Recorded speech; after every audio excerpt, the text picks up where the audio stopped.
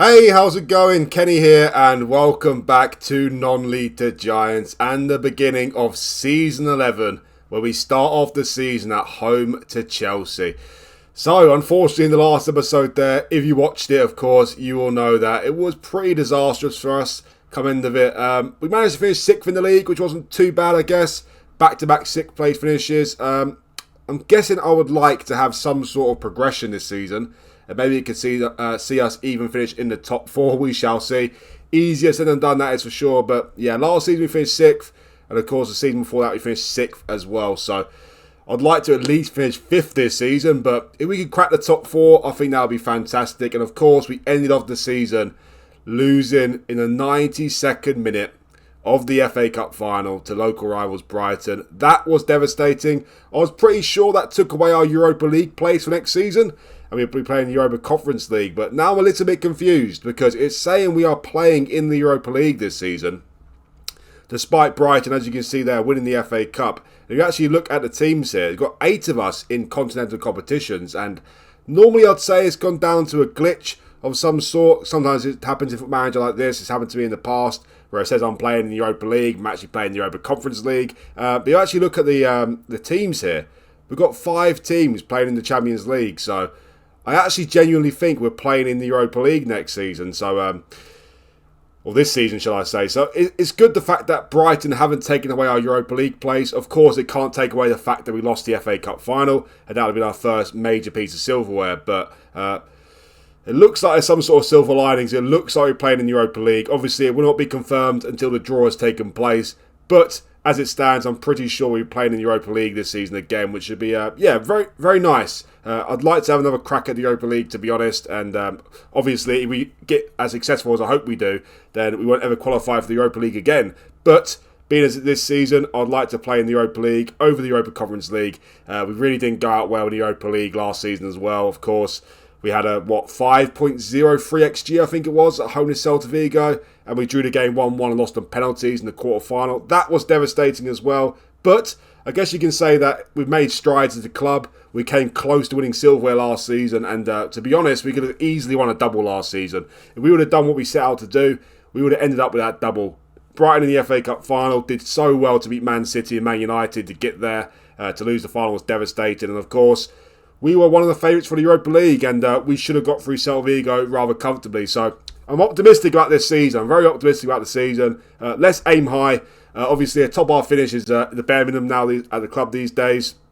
I'd say a top 7 is the bare minimum for myself, to be honest. That is the minimum. But I'd really like it if we can push for a top 4 finish this season and, maybe go as far in the FA Cup again. We shall see. Or the Carabao Cup. Win one of those or go deep in the competition again, get to the final and try and do something memorable in the Europa League. Let's hope these things can happen. Anyway, in terms of this season, as I said, we start off the season at home to Chelsea. It sounds like a tricky game. They finished where last season? They finished 4th last season, but we started off 2 seasons ago at home to Chelsea and we beat them 1-0 and we, of course, are a stronger team now. So hopefully we can start off with a win again. In terms of the season preview, well, the media are starting to rate us a little bit higher now, which is nice. We are predicted to finish 8th this season, 50-1. So it shows what sort of gap we've made on the top 7 clubs, which is nice. If you actually look at the top 7 here, it's almost what you'd consider the top 7 in real life, to be honest. Obviously, the original top 6, and of course Newcastle in the mix there as well. So they're calling us the best of the rest,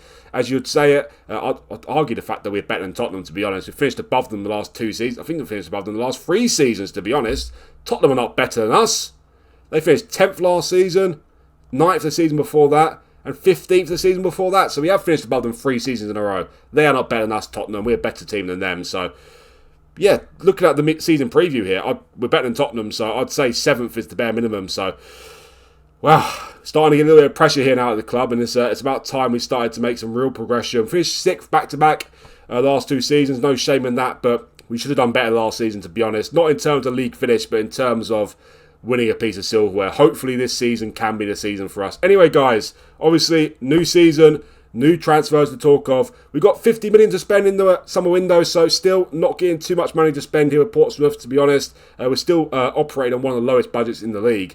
Last season was the 2nd lowest budget in the league, and this season should be about something similar as well. But Hasn't stopped me strengthening the team, which is great. I set out at the end of last season, I said that the main two priorities are a goalkeeper and a centre-back, and I have got both of them. Before we get started with that, though, let's get started with the players who have left us. Well, the first couple of players to leave us were two youngsters. Tony Brown has gone to Crystal Palace for 375k, and Brandon Mason, who has gone to Reading for 190k, rising to 215k. Also, new signing, Sebastian Fernandez. He joined us, well, he officially joined us last summer, but he didn't come to the club until January after his loan spell had finished with his previous club there. He's gone on loan to Sheffield United for the season. They were in the Premier League last season, but they got relegated, and I'm happy about loaning him out there. Obviously, there'll be a team who should be battling promotion next season in the Championship. They're a bit of a yo-yo team, Sheffield United. They keep going up and down, so obviously with that logic there, they should be fighting for promotion. So hopefully he can have a very good season, develop very nicely.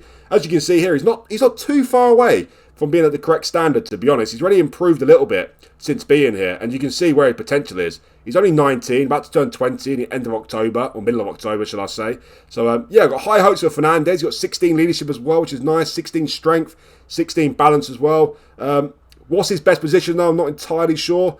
Looking at him now, I'm starting to lean more towards the centre-back than centre midfielder, to be honest. Obviously, he needs to develop a little bit more in every single attribute. But, yeah, after the end of this season, he could have developed to a good enough standard to feature in the first team next season. We shall see about that. Already, he's got 16 caps for Uruguay at 19, which is very nice. And as I said, he is not far away from first-team football. So, fingers crossed that he gets a good season with Sheffield United this season and comes back an even better player. So, high hopes for Fernandez, but it's ready for him to get some more game time. And after that, I sold Lucas Mertens. I did sell Lucas Mertens. He had 1 year left on his contract. If he was considered a squad player at the club, I'll be interested in keeping him. But when I signed him, I was kind of desperate for him, to be honest. And now looking back, I should have signed him, really, because he didn't do too much for us. And I had to include in his contract to be a star player. After 2 seasons, it was quite clear that he wasn't a star player for us, that is for sure. He doesn't look that bad, to be honest, but he looked a whole lot better 2 years ago, because this is exactly the same as he looked 2 years ago. He didn't develop at all with us. So, yeah, it looks like he's not going to turn out to be a world-class player after all. Just a good player. He's 23 years of age. He's still uncapped for Belgium as well. And, yeah, he's a star player at the club. And I wanted to offer him a new contract as a squad player, or even I was ready to compromise as a regular starter, but he's not having any of it. He wants to be a star player. I cannot agree to that, so I decided to sell him. Unfortunately, we've taken a big loss on Mertens. I wasn't able to get any of the money that I was hoping for, to be honest. We signed him for 24 million, and I ultimately sold him for only 15 million to Nice in the French League. And he wasn't that bad. He wasn't terrible, but you know, for a star player, I'm just not having it, to be honest. Not having it. And he demand big wages now as well. So he has left us. He's gone to Nice for 15 million. It's gone 15 million towards some signings. So I guess that's convenient. But I was hoping for more. Another player I was hoping for more from was Asugo, to be honest. I said I'd sell him as well. He has gone to Valencia for 15 million. Again, taking a loss on Asugo. Different to Mertens, though, he actually did quite well for us. Interestingly enough, we actually signed them both for the same amount of money and sold them for exactly the same amount of money as well. So we took a £9 million loss on both Asugo and Mertens. Asugo played lots of games for us. Funnily enough, in his first season for us, he actually started every single Premier League game. 38 games, he got 6.99, and last season he got 6.97 as well. So he was a good player for us, don't get me wrong, but I feel like there's slightly better players than him in that position. And also we've got players coming through. We've got the likes of Granit coming through. We've got Fernandez as well. Also signed a couple of players. So despite not being bad, I just thought it was a right sell to make. He was on 80k a week as well, which he's on now at Valencia. So he hasn't had a pay rise or anything. He was the highest earner at the club, or second highest earner at the club. I just thought it was time for him to move on. So those two have left us for a combined total of 30 million. Also, Darren Cooksley, he was a youngster here. He came from the youth academy, actually. He's gone to Leeds for 500k. Panic, he's gone to Cagliari for 2 million. One of the signings that didn't work out, unfortunately. Signed him a few seasons ago from Red Star Belgrade for just 3 million. Again, taking a loss on him as well. So not doing very good transfer business, am I? Let's be honest. Taking losses on all my players. I've made some good profit in the past, though. But yeah, Panic, with another £1 million loss on him. He had a couple of loans out. He featured in the first team a little bit, but it was clear that he was out of his depth in the Premier League. And yeah, looking at him now, it's clear that he's never going to be good enough for Premier League football. So he's going to Cagliari for just £2 million. Espinoza has gone to Club Brugge for 20 million. Now, this is what you call a good piece of transfer business. He's actually developed quite nicely since being here. Problem was, he was too poor when he came here in the first place.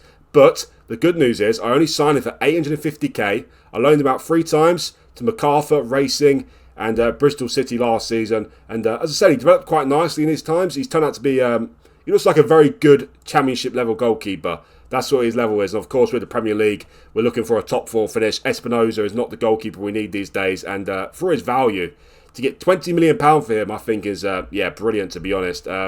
He's still developing. He's only 21 years of age, but I can't see him being an elite goalkeeper in the future. I can't see it. It's impossible, virtually, from my opinion, unless he develops crazily at Club Brugge. So £20 million for a goalkeeper who is never going to be good enough to be backup goalkeeper for us. I'm very happy with that.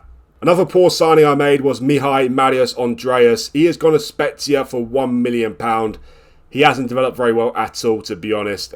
We signed him for 3.7 million from Cluj 3 or 4 years ago. He had a couple of loans out, but he didn't develop at all, really, to be honest. And we sold him for only 1 million. He was a bit of a no-risk sort of signing back then because he didn't have the highest potential in the world, but it wasn't too expensive, 3.7 million. I wasn't expecting to take a loss on him though if I sold him, so I guess it wasn't a no-risk signing after all because we took a loss on him. So disappointing the fact that we only got £1 million for Andreas, but it was clear that he was never going to be good enough for the club now, so he has left us as well. The next 2 sales are actually really good sales. I'm very happy with this. I sold a few youngsters from the under-21s this season because they're all getting to about 20, 21 now. It's really the point where you start to tell, will they ever be good enough for you, for sure. And they had some decent value about them, these players, and I needed to raise funds to bring more important players in for us. So Daniel Dixon has gone to Nottingham Forest for 8 million. He came through the youth system here. Interestingly enough, when he came through, he had 18 determination. And suddenly, one day out of the blue,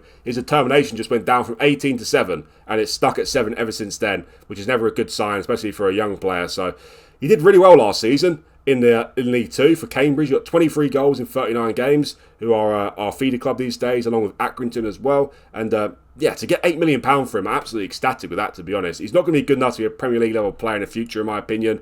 Or he might do. He might just about make the grade for a lower league Premier League team, but realistically, looks more like he's going to be a Championship level player in the future. So to get £8 million for a player who come from the academy, very, very happy with that one. Another one we got big money for is Pantelimon Koutros. He has gone back to his native Greece, AEK Athens. He's gone there for just 5 million though. But that is 5 million in the bank as well. He came through our youth system, and if anything, he's got even less potential than Dixon, to be honest. Physically, he's not very good at all, to be honest. And just turned 20 years of age. He's not going to be good enough for us, that is for sure. And he's on at AEK Athens. He's an important player there. £5 million again for a player who just came from our youth system. He was playing Vanarama National Football last season with Bolton. Did quite well, but again, £5 million, happy days. Wow, I've actually sold a lot more youngsters than I actually thought I was, because the actual next 3 players I sold were actually all youngsters as well. John McCarthy has gone to Fulham for 375k. Had a little bit of hope for him. He actually looked like a decent potential player, but unfortunately, he didn't really develop too well. And as you can see here, he'll be 21 in just a month's time. So looking at him here, he's never going to be good enough for us, is he? Never going to be good enough for us. He's another one who came through the youth system. He's had a few loans out. He had a loan out to Northampton, Accrington and Birmingham as well, but he's nowhere near ready for Premier League football. He's gone to Fulham for only 375k, but again, 375k in the bank, happy days. The next one, Dwayne O'Keefe, he's gone to QPR, he's gone for 8 million as well, so raised a lot of money through these under 21 players. Again, he's 20 years of age, just turned 20 years of age. I was a little bit conflicted about O'Keefe, to be honest, a little bit conflicted. I wasn't so sure about selling him. That's why I hold on to him for a little bit longer, because I thought to myself that if we can raise funds in other ways, that I can keep O'Keefe about. It's still a little bit of hope for him. As you can see here, he doesn't look as bad as some of the other players. 19 determination as well is nice, but £8 million for us was more important than keeping O'Keefe and taking a punt on him, because probably he's not going to turn out to be good enough for us, but there still is that he might be. He might be good enough for us, you know. If you actually compare him with Kieran Paul, who's our 5th choice centre midfielder this season, who also came through the youth system, he's not that far off his standard. He's 3 years younger. He's not that far off his standard. So as I said, I was a little bit conflicted about it, but the fact we could get 8 million for him was the turning point, to be honest. It's a lot of money for us, and to try and strengthen the team, which we need to do. So O'Keefe has left us as well. He's on a QPR, but a little bit sad about seeing him leave. And also the final sale I made was another youngster, another one who came from our academy, and that is Jules Matondo. He's gone to Vita Club for 3 million, potentially rising to 4.4 million. Vita Club, they actually play in the Congo DR, the Democratic Republic of Congo. That is where Matondo is originally from. So he has gone to his home country. And to get 4.4 million for him, very ecstatic with that as well. He was on loan at Torquay last season, played only 15 games. So raised a lot of money from selling a lot of the under-21 players, which I guess is a good thing, but also a bad thing. But if they're just in the under-21s, you're never going to use them. What's the point in not getting profit on them? So decided to cash in on them whilst I still can, and I raised a lot of money through the under-21 players. That is where the most of the sales came from. Obviously 30 million for Mertens and Asugo, but the other 48 million from young players. So happy days with that. Let's get to the players I've signed, and I've said I've signed a goalkeeper and a centre-back. The first player that actually joined us was a new goalkeeper. His name is Mamadou Lopez. He's a goalkeeper who's been on my shortlist for a while now. I signed him for 30 million. From Benfica. I was hoping for a better goalkeeper, not going to lie. I was hoping for a better goalkeeper, but they're almost like gold dust, really, goalkeepers, aren't they? It's hard to find a very, very good one who you can actually sign for your club. So I decided to go for the next best thing, and I'll sign a goalkeeper who's good, who's decent, but he hasn't quite fulfilled his potential yet. Lopez is that man. He's 21 years of age. 30 million is expensive. As you can see, he's considered a breakthrough prospect here with the club. He will be our number one, though. He will be our number one going forward. Vicario is still at the club, and he's still performing at a decent standard, despite the FA Cup final. So, we've got pressure on Lopez. Lopez and Vicario, they'll be battling out for the number one jersey. But, of course, I'll be starting out with Lopez and hoping to get him developed. If you look at him here, shot stopping is very good. Distribution is good as well. Mentally needs a bit of work. Communication as well. But he looks like he's almost the complete goalkeeper already. So even after one season, he could be looking like he's firmly our number one at the club. Ideally, it would be nice if I could loan him out for a season, get him even more development, and sign a better goalkeeper for this season. But there's not really anyone out there at the moment, and we haven't got much money left. So Lopez, I'm going to have to take a risk on him, hoping he's going to be good enough. I do think he's a bit better than 2 stars. If I was to rate him myself, I'd say 2.5 stars. So I see him more as a 2.5 star player, to be honest. And his potential is 5 stars. He's just turned 21. The potential is high with Lopez. Hopefully, he doesn't turn out to be another Kappenberger, because that would be absolutely disastrous. He was on loan at Leeds last season, actually, in the Championship. This last season, I was interested in signing him as well, but ultimately went to Leeds, couldn't afford him. He had a season at Sandhausen in the Bundesliga too as well, so he's got plenty of match experience behind his belt, Lopez. Hopefully, he can take up a step up to the Premier League this season. I'm hoping he does. The next player I signed after that was actually a forward player, and his name is Bruno. I signed him from Santos in Brazil for 18.75 million. Potentially 4 stars, which I think is a little bit harsh. And I signed him mainly as my backup striker, of course. You're going to get plenty of game time this season with Europa League or Europa Conference League. We shall see which one it is. He can also play on the right-hand side as well, which is convenient. But look at that, 18 finishing, is very nice. Composure, on the other hand, though, not so nice, with only 10.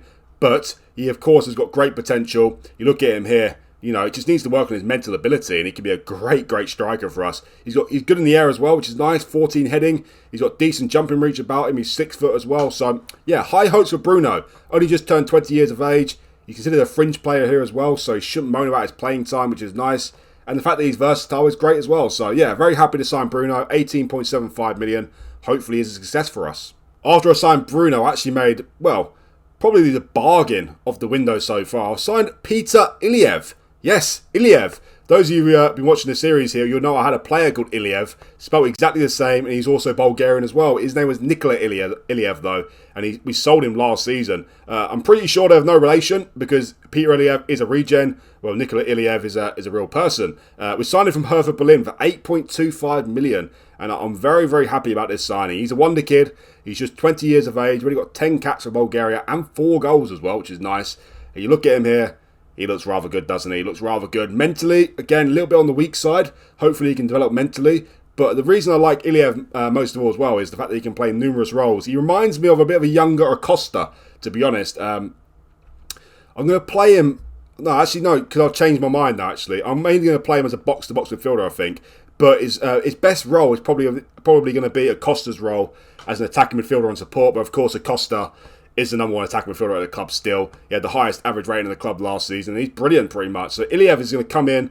I'm going to try and play him as a box-to-box midfielder. If that doesn't suit him well, then of course he's going to have to come to an understudy for Acosta. But yeah, that is why I like him, because he can play numerous roles in the midfield there. Only plays two positions, but he can play numerous different roles, which is great. And he's still very young, so only 20 years of age, so hopefully he can develop even more. And 8.25 million for Iliev.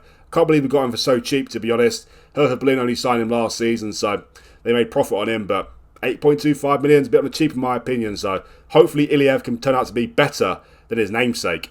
After that, we finally got our man. We finally got a new centre-back. Centre-backs were very hard to come by this season. One man who did stand out was El Idrissi, and he was very expensive. I went in for him at the start of the window. He had Man United after him at the same time, but I just couldn't cave to his wage demands. I couldn't agree to it. I couldn't agree to his wage demands, so I cancelled the deal. But after thinking about it afterwards, I decided that there's no other centre-backs out there we can get. So his wage demands aren't really steep. They are steep for the club, but they're not really steep. So I decided, you know what, Kenny? We need this guy. I need to go in for him as quick as possible now, because Man United are after him. Luckily, Man United's interest ceased in the end, and we're the only team in for him, and thankfully we got him. El Idrissi has joined us from Nice for £52 million. I'm very happy about this signing. As you can see here, he's very good. He's not quite the modern centre-back I'm going for, but I've also changed my mind on that regard a little bit. I'm going to start playing with one ball-playing defender and one central defender this season. So El Idrissi is the perfect man for this central defender position. As you can see, defensively, he's very, very good. 19 positioning is outstanding. He's also got 16 tackling as well. Also, great thing about El Idrissi is he's a very quick centre-back. 17 pace and 15 acceleration. He's also good physically. He's good in the air as well. He's not the tallest. He's 6 foot, but as you can see, 15 heading, 15 jumping reach as well, 16 bravery, 16 concentration. He is just a very, very good player. And he's still quite young. He's still only 24, about to turn 25. He might get a little bit better, but overall, he's a decent centre-back, isn't he? A very, very good centre-back, actually. It'd be nice if he could pass the ball a little bit better, but he could play the ball-playing defender role if I wanted to in the future. It's not his best role. As you can see, 11 composure is not nice. 12 passing, 9 first touch as well, but it's not completely disastrous either, so he could possibly play that role in the future, but I think it's clear that El Idrissi, the best thing about him is just his defensive ability, really, and he's very quick, he's good in the air as well, so he looks like he's going to be a great centre-back for us. Hopefully he is. As I said about the wage demands, 105k a week. It is steep. He is the first player to break that 100k mark for us. So I was obviously hesitant to break it. But I'm glad I did in the end, because the other centre-backs we can get, nowhere near El Idrissi's standard. So 52 million is expensive. 105k a week is expensive. But if you put in a great average rating this season, you know, a 7.1 or a 7.2, that'll be £52 million well spent. So, yeah, very excited to get our centre-back El Idrissi in. That is for sure. Another one we signed is a player that most of you should be familiar with. Of course, he's a real player. Plays for Rennes, I believe, in real life. Is it Rennes? Amin Gouiri. Signed from Lyon for £16.5 million. He wasn't my first choice, to be honest. My first choice was a player called Fernando Henrique from a Brazilian team. I can't remember who. I think it was Vasco da Gama, actually. £15 million minimum fee release clause he had, but unfortunately he chose to join Barcelona over Portsmouth. How dare he choose Barcelona over us? Absolutely disgusting. So I was forced to try and sign someone else. Obviously, I've already sold Mertens at this point, so we're really lacking in the squad options in the forward area. And Gouiri, although he's 32 years of age, so he's obviously on the old side. Well, he is old, in football terms at least. He's not old in life terms. But I know he's a good player from manager. I've signed him a couple of occasions in the last 2 foot managers. I know he's a very good player. He's versatile as well. And of course, now with Edson playing on the left wing, I play with an inside forward and attack. And in my opinion, that's his best role on the left-hand side there. So, yeah, 16.5 million is obviously expensive for a 32-year-old, but there wasn't much players out there who were as good as Gouiri. 63k a week is relatively cheap. He's also a squad player as well. He's versatile as well, which is great. So, yeah, happy to sign him. I'm sure he's going to be able to offer us much in 1 season or 2 seasons before he starts declining. So 16.5 million, hopefully he can start to repay that for us, and that'd be very nice. But yeah, here's the final signing of the window so far, because I'm still looking to do some business, and there's a couple of things ongoing at the moment. Well, Seamus Beagley, he's I'm trying to loan him out to Cambridge again for the season. He's a highly rated youngster here who's come through the academy. Still needs to develop a lot more, to be said, but he's a ball-playing defender, brings ball out of defence. Is one of his player traits. He's 6'5" as well. Hopefully he can develop nicely this year and do some sort of part for us before the end of the series. That would be nice. Recoba as well, trying to loan him out as well. But in terms of the players that might be going out, well, Raul Guardiola, I've offered him out to clubs for 20 million. And Anderlecht made a bid for him for £20 million, probably because we're trying to take their player from them. So they're trying to replace Andre with Guardiola. Get to Andre in a second. But Guardiola, now that I've taken another look at him, to be honest, he's not going to be good enough for us, to be honest, as a first-team regular. He's got some high value about him. He's versatile, which is great, but he's about to turn 22 years of age. He hasn't developed that nicely with us. And also, we only signed for 875k. So very, very similar to Espinoza. Although I've taken some losses on players, these two have certainly made up for it. If he goes to Anderlecht, that is. Hopefully he does. He's had a couple of bids for him as well. You see he's got many teams after him. He's not going to be good enough for us, to be honest. He's not going to be good enough for us. Looking at him, he looks like a championship level player. So 20 million for Guardiola, I'll be very happy with that. And I'm trying to replace him. Not a direct replacement for him, though, but doing a little bit of wiggling around with players' positioning. And Andre is a player who's been on a shortlist for a while. I decided to go for Iliev over Andre, but I decided I want Andre as well. He has a £23 million minimum fee release clause. I have matched that, but of course I need to sell Guardiola first before I bring Andre in. He's the same age as Guardiola. He's 21 years of age. He's an attacking midfielder, but as you can see here, he doesn't offer much mentally, defending, physical or speed, but his vision is amazing. Technically is amazing as well, and also going forward. So I see him as the one of the understudies to Acosta. As you can see, 17 technique, 18 flair, 17 vision, first touch and passing. He looks like he can create a lot of chances for us. He's still young, 21 years of age. And of course, he's better than Guardiola. So obviously not a direct replacement, but yeah, there's just a big difference between the two in my opinion. Obviously, Guardiola is better physically and speed, but not by much. You know, if Andre develops nicely this season, he can really catch up Guardiola, to be honest. But in terms of his actual technical ability, Andre is, of course, a lot better. So I'm trying to sign Andre 23 million and sell Guardiola for 20 million. As you can see here with the transfer budget remaining, 3.31 million. So should just have just enough to bring in Andre. Hopefully we can do that. After that, I think the business will be done, to be honest. I was looking for a new left-back because Lafon is clearly not good enough for us as well. I was trying to sign Chino, who's only 18 years of age, from Atlanta. If you actually compare him with our backup left-back, Lafon, who is 6 years older, I think he is. Chino is already better than him. Obviously, he doesn't look amazing, Chino, but do remember he's only 18, just turned 18 as well. I really wanted him, but unfortunately, he just signed a new contract with Atlanta, so he won't come to us now. But I'll try again in January, to be honest. I'll try and sell Lafon and bring in Chino. So that is all the signings so far. Hopefully, Andre can get done. And obviously, Guardiola will leave. But let's get started with the first game of the season. And at home to Chelsea, we won this fixture 2 seasons ago, the start of that season. Can we do it again? Let's find out.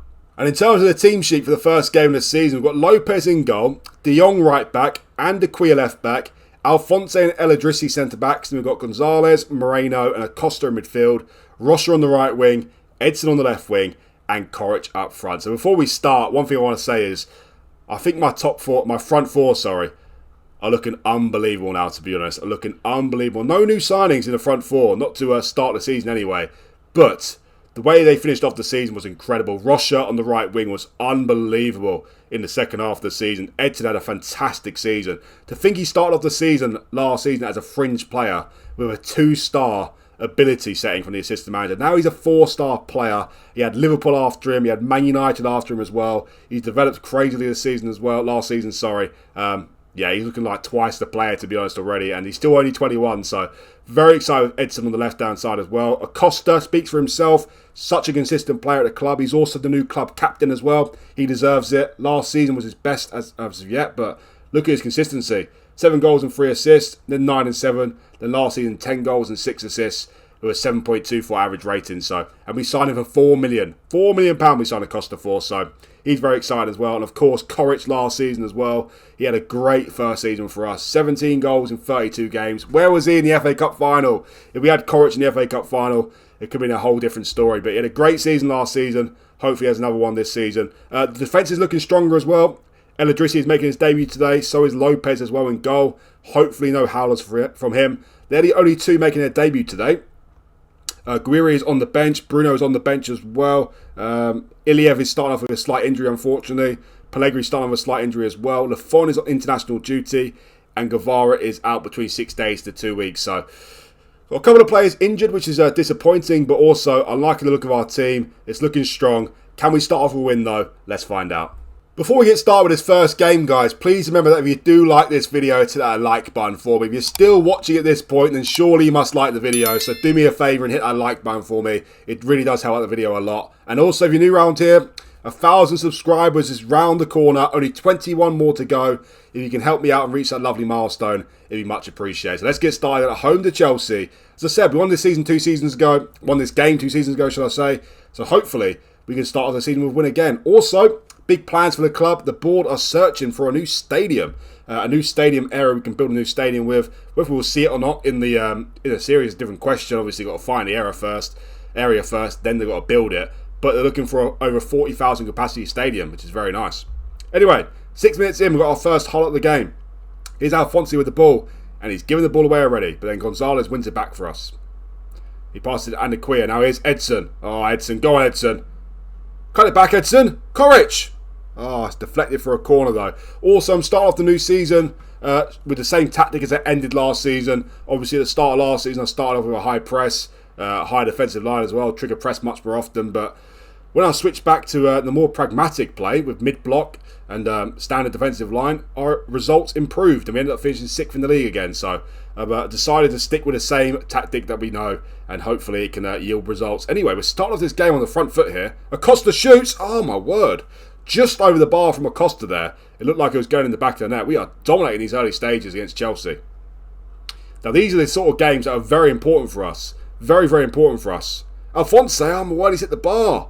We could be 3-0 up already in this game. You know, against the teams that we're meant to be competing with now for a top 6 place, I think it's safe to say that we should be competing for a top 6.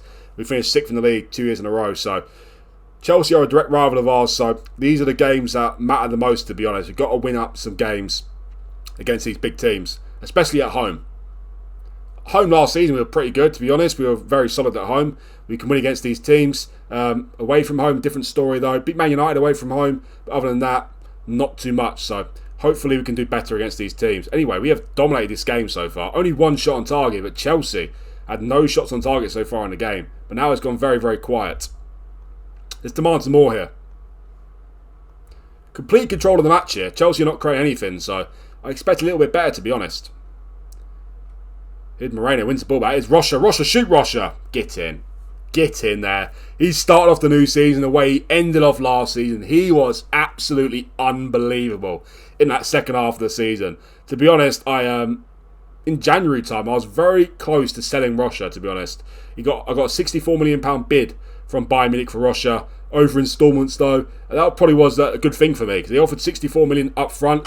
I probably would have sold him, because I thought he was useless. Absolutely useless. But the second half of the season, when I switched him from a left wing to a right winger, just a completely different story, and he's a very key player for me again. Anyway, at half time, complete control of the match. Doesn't look amazing for us, the match stats here, but look at Chelsea. 3 shots, none on target. We're keeping them completely quiet, but I think it's important that we get a second goal in the game. Hopefully we do. Wow, first mistake of the season has been made. Instead of telling the defenders I want to see a little bit more and they can do better, I decided to tell them by accident that I'm furious with their defensive work. So now you can see they appeared uncertain and unhappy, seemed confused and demotivated. Let's hope that doesn't backfire on me. The rest of the players are happy because I decided to click the right button, but I clicked the wrong button and now they're all annoyed. So that isn't good. Look at the match momentum here. It doesn't look that great for us, to be honest, but we are keeping them relatively quiet. Although in the second half, nothing has happened for us as of yet, and Chelsea are starting to get a little bit of grip in the game. I talked about the front 4 today, but Costa and Coric haven't been too well, have they? Not been too good at all. Adrissi as well on his debut, 6.5. Doesn't look great. Lopez is keeping a clean sheet so far. That's good. You're going to take off here. You know what? I'm going to bring Grana on for Gonzalez. It'd be nice to see Grana starting to get some development. That would be very nice, because at the moment, he's looking a little bit iffy. I was interested in selling him, but he's a homegrown player at the club, so I wanted to keep him around for that reason. Hopefully he develops this season. You know, that'll do for now. That'll do for now. This is a big game for us. I'm not going to take any of the big players off. Well, I've taken off Gonzalez, who is a big player. But anyway, oh no. El Idrissi and Alphonse are both French, so hopefully they can get a good understanding together.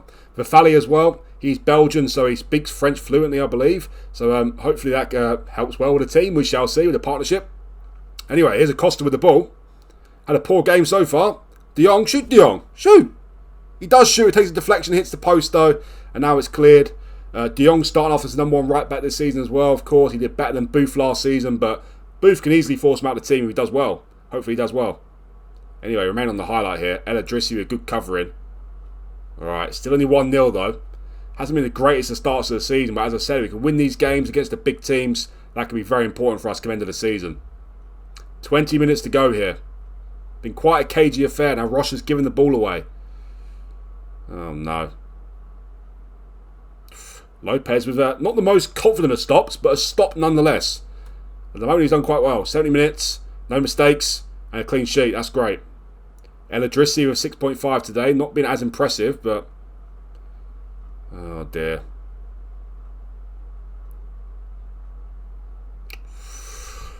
Well, we're starting to flap a little bit here. We're starting to flap a little bit.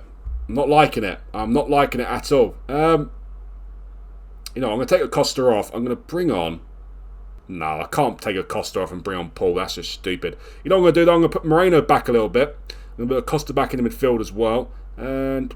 well, I've gone back to balanced mentality. I've also moved Moreno back a little bit. Put Acosta in here as a Carolero. Taken off Adequir as attack. I've also started time wasting a little bit. And I've put a higher tempo down to slightly higher. I'm reluctant to make too many more changes though, because most of the players are doing quite well. Costa, I'm not taking him off either. I'm not bringing Paul on for Acosta. I think that's stupid. And I brought on Guiri for Koric up front. Let's see what Guiri can do on his debut. 18 minutes to go. Can we win this game? Hopefully we can. Here's Edson with the ball. A 1-0 win I'll take. A 1-0 win I'll take. It's not been great. It started off right for us, but it's not been amazing this game. But, as I said, we can beat the big teams and happy days. Make it 2-0 here would be fantastic. El Idrissi on his debut with a goal would be nice, wouldn't it? But, unfortunately, he couldn't score there. 6 minutes to go here. Conceding a goal at this point would be devastating, to be honest. They give the ball away to Grana, though. He passes it to Guiri. Edson is through. Can he wrap it up here? Where's he going? Where are you going, Edson? No one knows. Poor from Edson, that. He's got great finishing, Edson. But it's a poor decision from him there. 3 minutes to go here. I'm preparing myself for the worst. We win the ball back.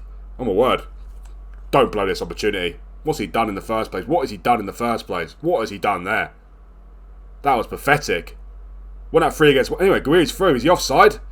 Probably is. He is offside. 3 minutes to go though. Can we hold on? Oh, got a free kick chance. Roche to take it. Don't shoot from there, for goodness sake. He is, isn't he? He's going to shoot from there. No, he's not. Oh, Alphonse. Oh, he hits the post. Alphonse. 4 minutes to go. Interestingly enough, we beat Chelsea 1-0 at home the start of the season 2 seasons ago. It's a bit of deja vu here. Now it's time to go defensive and try and hold on to this lead. Well, I've finally taken off Acosta in the match. I've brought on Vafali for him. I've gone defensive, back to a back 5 as well. Let's see if we can hold on here to a 1-0 win and a great way to start the season. Come on, boys. Minute to go. Get in. Nice way to start the season. Not the best of performances, but funny enough, become better towards the end of the game as well. Chelsea went really quiet, and if anything, we just looked likely to score a second goal. So, deserved winners come into the match, that is for sure. It would have been nice to have a better performance than that, but we're at home to one of the best teams in the league. They finished 4th last season, so a win is a win at the end of the day. A clean sheet as well. Lovely start from Lopez with a 7.2. El Idrissi as well with 7.1. Defensively, we were sound, to be honest. Rocha got the goal as well for us. He started the season great. So yeah, all in all, a great start to the new season. Well, nice way to start the season, beating Chelsea at home. Not going to sound too surprised, to be honest, because last season, the last couple of seasons as well, our home record has been really, really good. The problem we have about trying to crack the top 4 is our away form. So hopefully this season our away form can be better than the last season. Even just improves a little bit, then we've got a big chance to finish in the top 4, because if we continue to win games at home like we have been, then yeah, we'll go a long way. So hopefully you can start winning games away from home. Start to win the next game. We beat Leicester away last season, so there's no reason to think we can't win that game away to Watford as well. In terms of the next game, guys, well, I'm not sure when we enter the Europa League. Yeah, so I'm pretty sure we enter the Europa League phase in the in between the games here between Nottingham Forest and Leeds. But I think I'm going to bring you back for the second game in the Europa League, because that way we can feature the Man United away game in there as well. Obviously, it will depend on the fixtures as well, but I'm pretty sure I'm going to bring you back for the Man United away game and one of the Europa League games. So make sure you don't miss that, guys. Hopefully, it's a good start to the season. If you actually look at the away games we have to start the season, away to Leicester, Watford, QPR, and Leeds. I'd like to get at least 2 or 3 wins out of those games. If we can win our home games, which we certainly can do, even at home to Liverpool, certainly can win that game. Home to Forest, home to Fulham. It could be a great start to the season for us. Let's just hope that our away form is a lot better than last season. Anyway, guys, that is the end of the video. Hopefully, we can get Andre's deal wrapped up and Guardiola the other way. That would be very nice. And we'll have a new signing for the next game, next episode as well. Before we go, though, guys, please remember that if you do like this video, hit that like button for me. It's really important for the video's success. And also, if you're new around here, do hit that subscribe button as well. It really helped me out, and much appreciated. Thanks again for watching, and I'll see you for the next one.